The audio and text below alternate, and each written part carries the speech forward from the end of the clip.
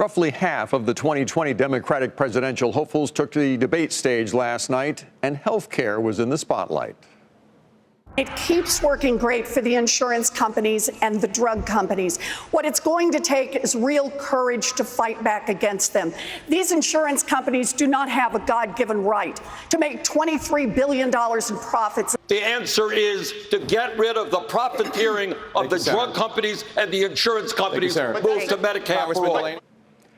Clearly, the issue is dividing the party. Some candidates call the strategy of Medicare for all bad policy. Others said it was stabilize the system. John Harwood is in Detroit tonight, where the rest of the candidates are debating this evening. John, what did we learn about the Democratic candidates' stand on health care overall? Well, we learned most significantly that Elizabeth Warren is sticking strongly with her position that the private insurance industry should effectively be abolished as part of a Medicare for all plan. That's a key divide in the race. It is not popular with voters to propose getting rid of the insurance industry. Bernie Sanders is for it. Elizabeth Warren's for it. But Joe Biden is not. She was challenged by other moderates on the stage last night, John Delaney, Tim Ryan, Steve Bullock, people like that, who said, don't go that far. That's too far for our electoral good. It may also be too far to get through Congress. Right. But Elizabeth Warren stayed there. If she's the nominee, she'll be hearing about that in 2020. What about the contrast on other economic issues, John?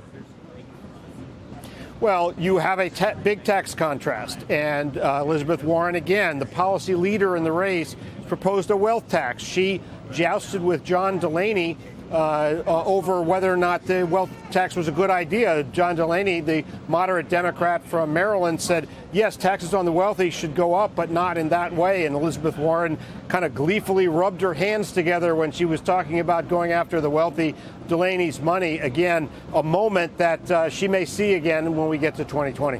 And tonight, Joe Biden and Kamala Harris among those taking the stage. Do we expect anything different tonight?